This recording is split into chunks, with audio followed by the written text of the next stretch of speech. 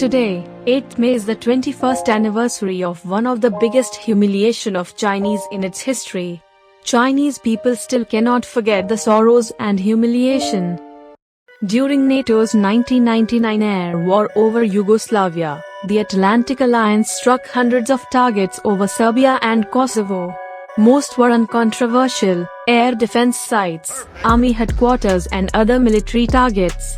The destruction of one target in particular, however, set off a wave of anti-Western and anti-American in particular protests half a world away. That target was the Chinese embassy in Belgrade.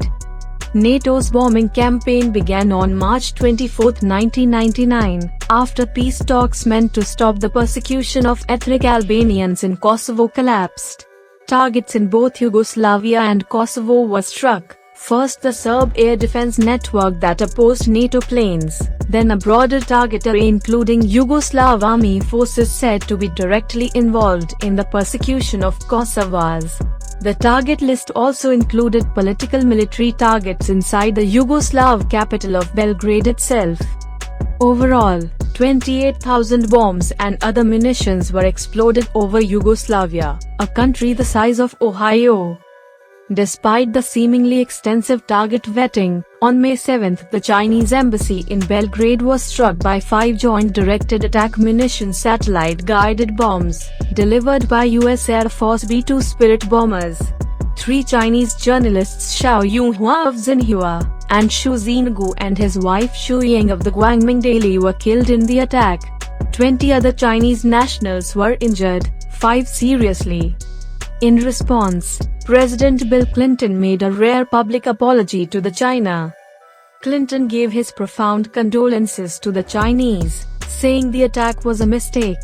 NATO claimed it was acting on information that the embassy was actually the headquarters of the Yugoslav Federal Directorate for Supply and Procurement.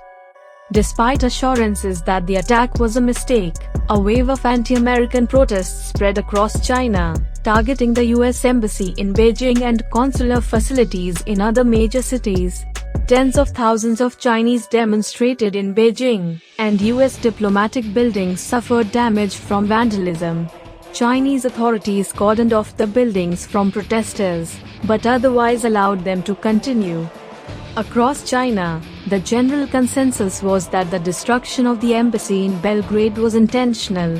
Even the Chinese government did not believe that the embassy was bombed because of an out-of-date map. The attack, intentional or not, tapped into a deep vein of anti-foreigner sentiment in China dating back hundreds of years. Thank you everyone for watching this video. Don't forget to subscribe our channel and to press bell icon.